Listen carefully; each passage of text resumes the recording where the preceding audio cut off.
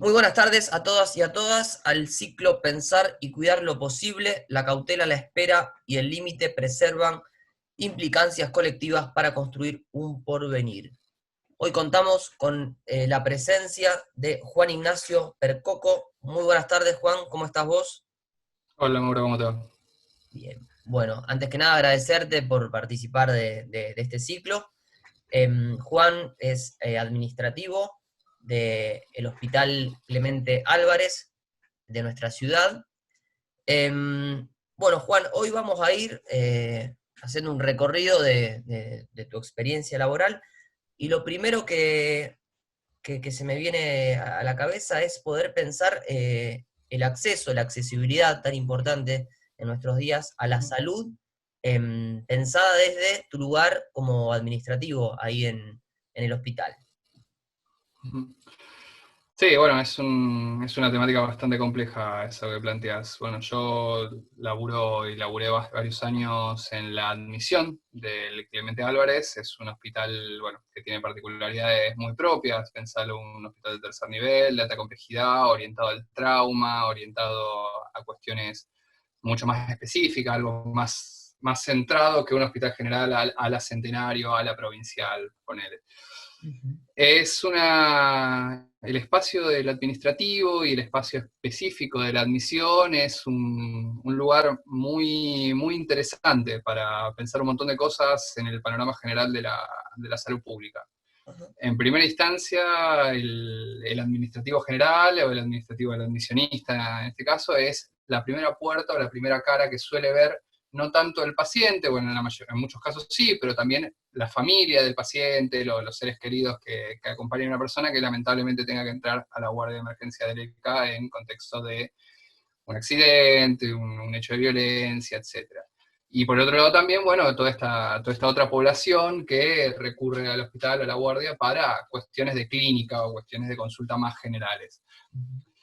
En ese contexto, en esa dinámica, el admisionista funge de un nexo entre la población general, el usuario del sistema de salud y el personal médico que es el encargado, bueno, de brindar el servicio. Y ahí el administrativo tiene que cumplir una serie de funciones muy específicas. En principio, no solamente la cuestión técnica de data entry, si uno quiere llamarlo, de ingresar, tomar los datos, consultar, bueno, por qué motivo se acerca la persona al hospital, sino también una cuestión de ir de alguna manera, si bien nosotros no somos profesionales de la salud y nuestra función no es hacer un triage, lo que se llama un análisis de una primera evaluación médica, uno tiene que saber identificar ciertas cuestiones puntuales de las cuales se acerca el paciente, saber identificar algunas pautas de alarma para acercarse al médico y decirle, mire doctor, esta persona tiene este síntoma, puede llegar a ser más problemático.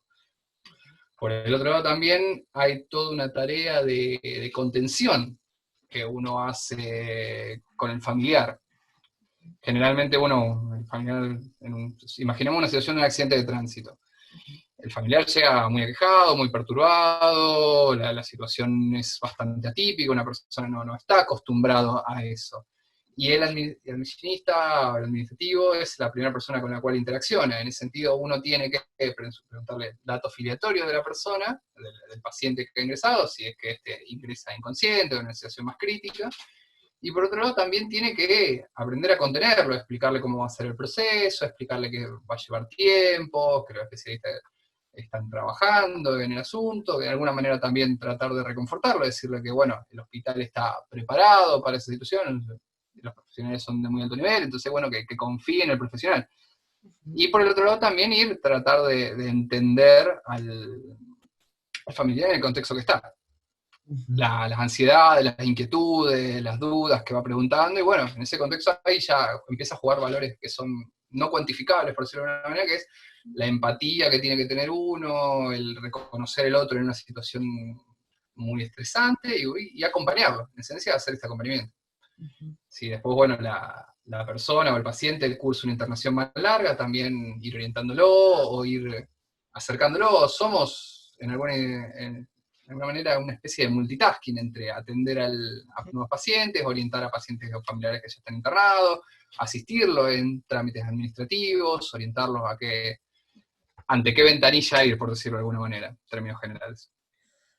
Claro, en ese sentido, en esto que nombrabas de lo multi, en un hospital general, en un hospital así de tercer nivel, como es el Clemente Álvarez, la transmisión de la información y poder alojar esto que vos traías de situaciones, bueno, de un accidente de tránsito, conocemos las características del hospital, digo, em, eh, ubicás que es clave para poder pensar los familiares, los pacientes, sobre todo los familiares en estas situaciones. ¿Cómo pensás en esto de transmitir la información, ya sea de organización o de alojo de estas angustias? Bueno, En estos casos, transmitir la información es fundamental.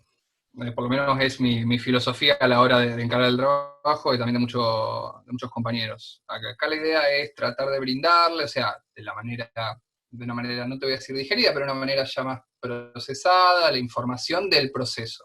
Yo soy un convencido, y ya sea por formación, o será también por filosofía, estoy convencido que una persona con la mayor cantidad de información posible va a encarar un trauma de estas características de la manera más razonable posible, entendiendo que obvio uno no controla las emociones que vive en ese momento. La transmisión es clave. Explicarle, bueno, cuáles son los procesos, explicarles más o menos qué tipo de cuestiones van a ir pasando, cuáles son los próximos pasos, qué es lo esperable. O sea, obviamente nosotros no brindamos, y esto es fundamental decirlo, nosotros no brindamos ningún tipo de información médica propiamente, eso es el reino del especialista, y nosotros no tenemos ningún interés en avanzarlo, porque eso puede generar falsa expectativa en el familiar, y nosotros no tenemos la formación técnica para brindarla.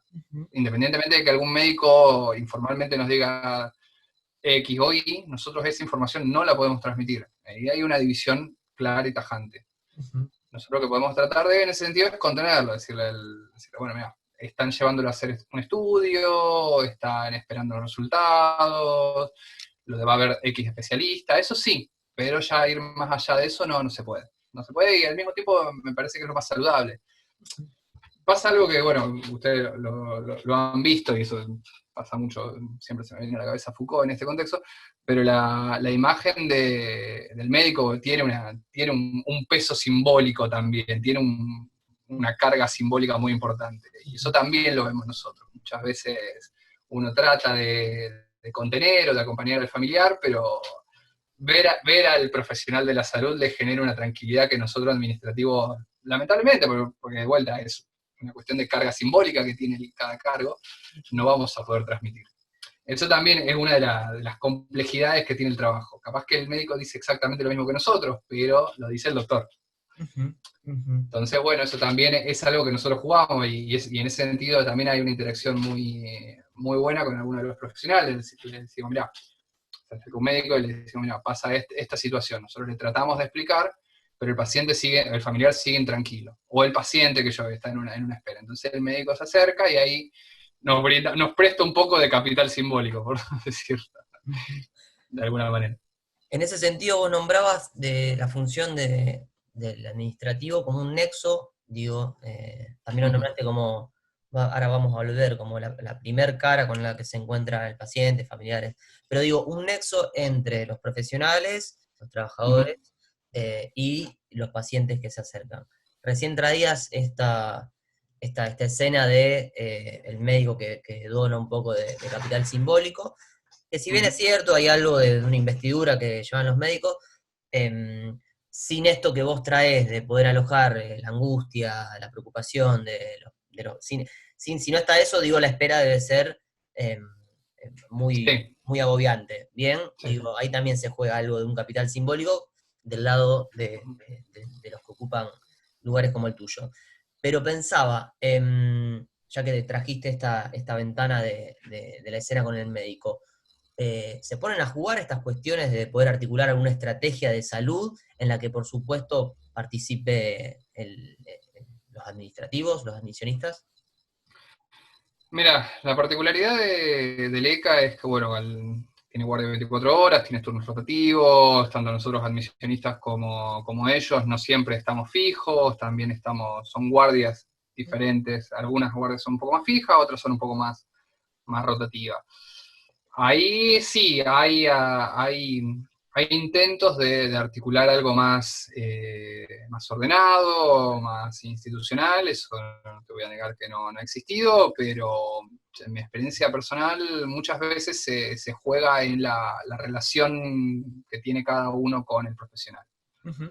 Hay veces que se puede articular algo más fluido, si hay una buena relación con el profesional, también obviamente depende de la guardia, en ese sentido depende del movimiento de la guardia. Ujú. Pero ahí también se juegan unos vínculos más interpersonales, por decirlo de alguna manera, el hecho de la buena relación que puedas tener con X profesional. Eso obviamente ayuda mucho más. Cualquier dinámica de trabajo, o sea, uno tiene una buena relación de trabajo en equipo, las cosas fluyen mejor. Totalmente. Hay pautas establecidas, más ahora en este contexto de pandemia, hay cuestiones mucho más protocolizadas, en el sentido funciona mucho más fluido esta dinámica en este contexto de pandemia, pero también han surgido situaciones un poco más tensas en un contexto de vuelta prepandemia, en el cual había veces que la guardia, por la misma exigencia sobre exigencia que tiene el sistema de salud de la ciudad, estaba un poco tensa, en el sentido, estaba llena. Ujú. En un momento sí se empiezan a generar más tensiones. Más tensiones porque hay demoras que se prolongan, hay contextos que pueden llegar a entrar varias emergencias, el hospital tiene la prioridad de eso, entonces, bueno, los profesionales están atendiendo esas urgencias, y bueno, capaz que el consultorio queda un poco relegado, pero es obviamente el contexto que trabaja el hospital. Entonces, bueno, ahí la figura también del admisionista es para ir midiendo eso. Ujú. Explicarle al paciente o al familiar que, bueno, que lamentamos mucho la demora, pero lamentablemente hay una emergencia o una persona que está en riesgo de vida y si los profesionales están atendiéndolo, y también por el otro lado acercarse al médico cuando vemos que esta situación ya se ha tranquilizado, o sea, ya se ha estabilizado, y decirle, bueno, mira, fíjate que la guardia está bastante demorada y tenemos gente que está esperando hace X cantidad de tiempo. Es ese juego, ese interjuego entre los dos. A ese punto, ya que lo traes, que me parece interesantísimo, es como una especie de timing, un tiempo, digo, por eso Ujú, el valor del saber que portan ustedes ujú, entre poder transmitir esta demora del sistema de salud por X razón, digo, ujú, encontrar, o al menos hacer el intento de encontrar qué palabras tranquilizadoras para, esto, lamentamos que, digo, ahí, bueno, es un desafío, y a su vez después contemplar, cuando eso merma, bueno, la guardia está en cierto nivel, es necesario prestar atención acá, digo. ujú. Si podés ampliar esta idea que traes, digo, que es muy difícil, me imagino. Sí, sí, sí, es muy complicado y muchas veces es una cuestión la próxima cualquiera, una cuestión de muñeca que uno tiene de experiencia. Hay admisionistas que son viejos en el sentido de que tienen muchos años en el puesto y tienen un manejo muy fluido de la ventanilla, por decirlo de alguna manera, entonces ese interjuego lo tienen mucho más aceitado. Otras veces, bueno, hay admisionistas más nuevos, o también hay veces que nosotros somos humanos también y esas situaciones de tensión y demás nos afectan, y hay veces que se pone un poco más áspero, por decirlo de alguna manera. Pero ese interjuego es clave. Esa dinámica es fundamental y es lo que hace que una guardia que potencialmente pueda ser complicada no genere en una situación de violencia, usando un término amplio, no solamente violencia física, sino violencia verbal, o tampoco nosotros, y esto es algo fundamental y que yo le tengo mucho siempre en vista, es tampoco nosotros caer en una instancia de violencia institucional hacia el usuario del servicio. Eso, eso. Eh, Eso. de no caer nosotros, de que no hacer que las esperas sean demasiado largas porque sí, de no, desde estar del otro lado del mostrador, no caer en una situación de prepotencia o qué sé yo, o ofuscarse porque una persona que ha esperado una X cantidad de tiempo se queje. Entonces también eso nosotros hay que jugarlo. Y ahí también entran en juego muchas cuestiones de posición simbólica y demás, la cuestión de creerse que el puesto que ocupa uno lo separa del usuario, también tratar de explicarle esa situación al profesional de salud, que muchas veces también vienen agotados por largas horas de guardia, mucho trabajo, etcétera. Tratar de que todos unidos lleguemos a un buen puerto, que es una atención lo más pronto posible, en el contexto que se pueda, y que nosotros como institución y como personal de salud, yo dicho en un sentido amplio, no caigamos en alguna de estas situaciones de violencia institucional, porque en última instancia, tener una persona doblada del dolor en una sala de espera por varias horas es, en algún punto, por más de que uno quiera o no quiera, una pequeña instancia de violencia institucional. Y eso tampoco el paciente lo merece, no lo merece nadie.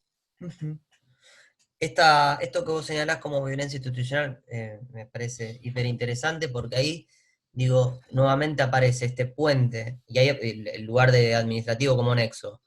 En poder leer este paciente que está doblado del dolor, Uh-huh. y esto que vos traes del cargo que ocupás, no situarlo, no sé qué palabras textuales utilizaste, pero como en realidad eh, tomando algo de este sufrimiento y colocándote a la par del paciente para después traducir adentro Uh-huh. de los profesionales esta situación. Para mí la palabra clave en todo esto, y es algo que debería guiarnos, o por lo menos guiar a toda persona que esté ante o en el sistema de salud, es empatía. Es poder recepcionar y poder identificar y poder aceptar y poder también hacer algo sobre las sensibilidades y las cuestiones que va sufriendo el otro. Porque en última instancia, mucho más marcado, obviamente, aquellos profesionales que son médicos, enfermeros, que son los que están en una de las primeras líneas, etcétera, pero también el administrativo, que es el equipo de apoyo, por decirlo de alguna manera, de los médicos y enfermeros, es sentir que uno está ayudando a alguien, que de alguna manera desde su puesto, desde su lugar, uno trata de mejorar un poquito la calidad de vida de esa persona. Y eso sin empatía, lamentablemente no se puede hacer, porque nosotros no estamos en un puesto administrativo donde manejamos trámites burocráticos. Por más de que muchas veces la salud tenga una amplia gama de trabajo burocrático. Pero nosotros en última instancia, y con lo que tratamos y en algunas instancias lidiamos, es con gente con tensiones, con ansiedades, con dolores físicos, emocionales y demás, y también con miedo y con temor en una situación en la cual el 99% de la gente no está preparada para encarar. Y sin esa empatía y sin ese pensar en el otro y con el otro, lamentablemente no llegamos a ningún lado y se generan muchas situaciones de violencia que son innecesarias. Violencia desde la institución de salud y violencia hacia la institución de salud también. Claro, exactamente. Bueno, digo, si no está ese punto, si no está ese plus, si no queda reducido a una cuestión burocrática, que eso lleva, como vos bien decís, a violencia institucional, y si no, a la violencia a la institución, que bueno, son Sí, sí. dos caras de la misma moneda. Uh-huh. Situar este plus, vos lo señalás como esto, como empatía, ¿no? Uh-huh. Sí, obvio, esa es la parte más subjetiva, si crees, o lo que no viene por formación técnica.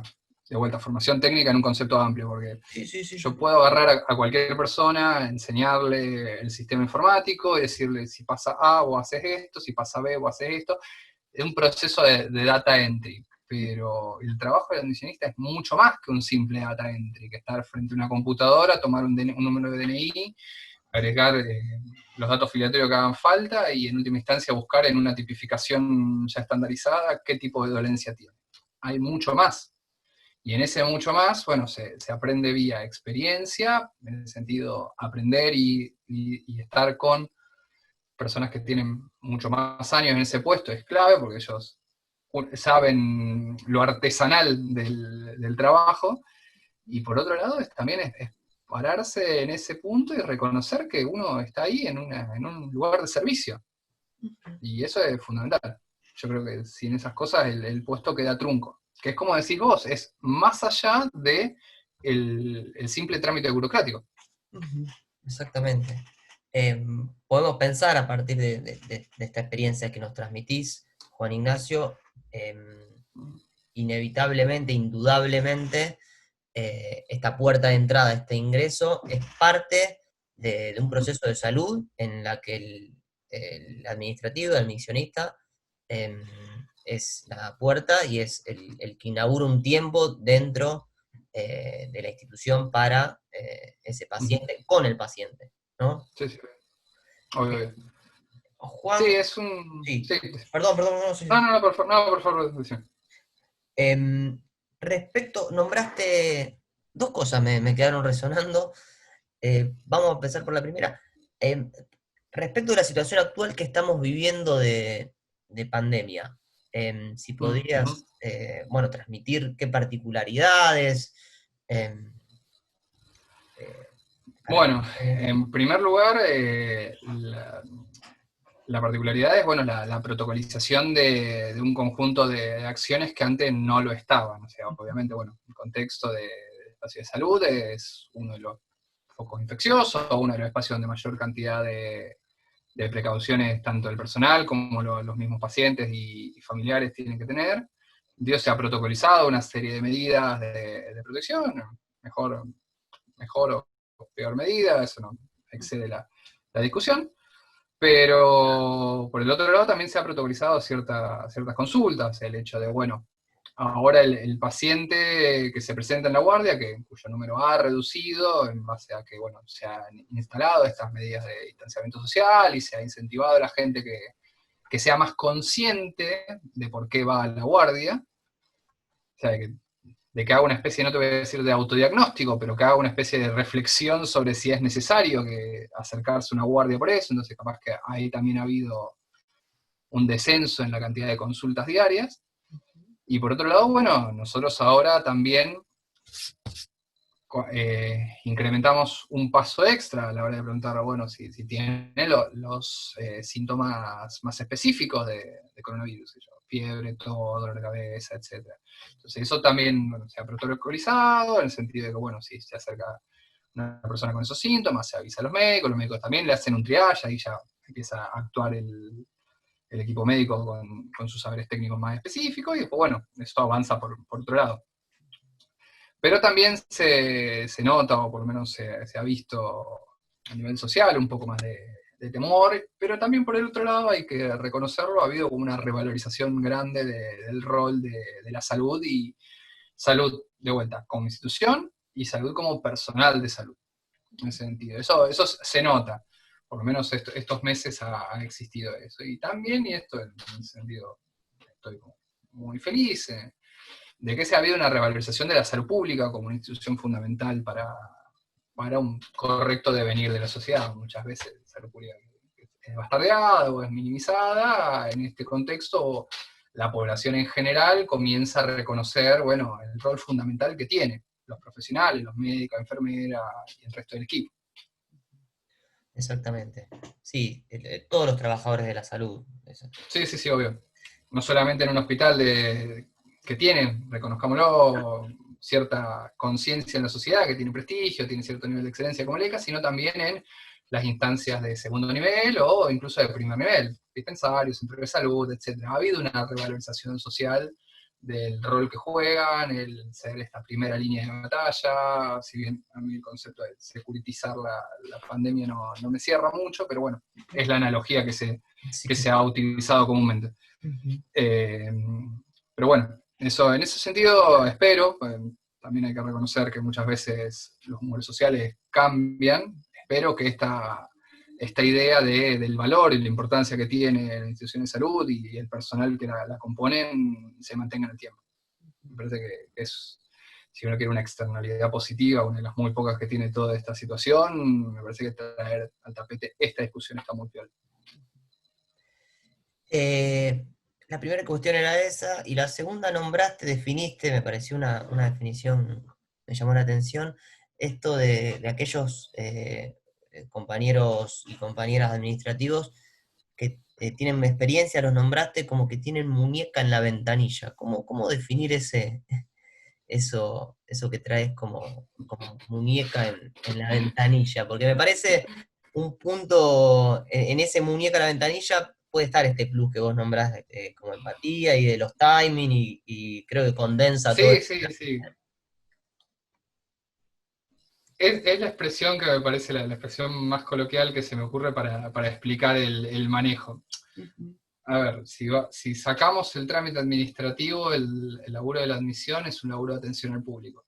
ujú, Trabajar en atención al público siempre implica un conjunto de cosas. Saber cuándo ponerse un poco más firme ante cierta posición, mostrarse comprensivo, ir un poquito más o no hacerlo, o darse vuelta y tratar de negociar o de hablar o pedir o solicitar o también incluso ponerse algunas veces un poco más firme del otro lado de la ventanilla.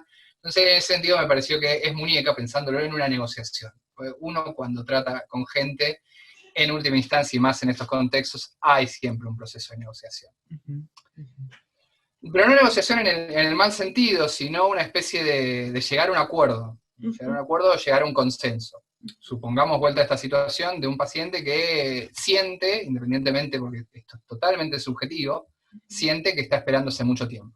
ujú, Entonces, bueno, la muñeca implica esto, decirle, bueno, sí, puede ser que vos sientas que es tanto tiempo, no es, capaz que objetivamente no lo es, pero si vos vas de lleno a decir, no, pero vos no estás esperándose tanto, del otro lado vas a recibir una respuesta a la defensiva, ujú, lo cual escala la situación.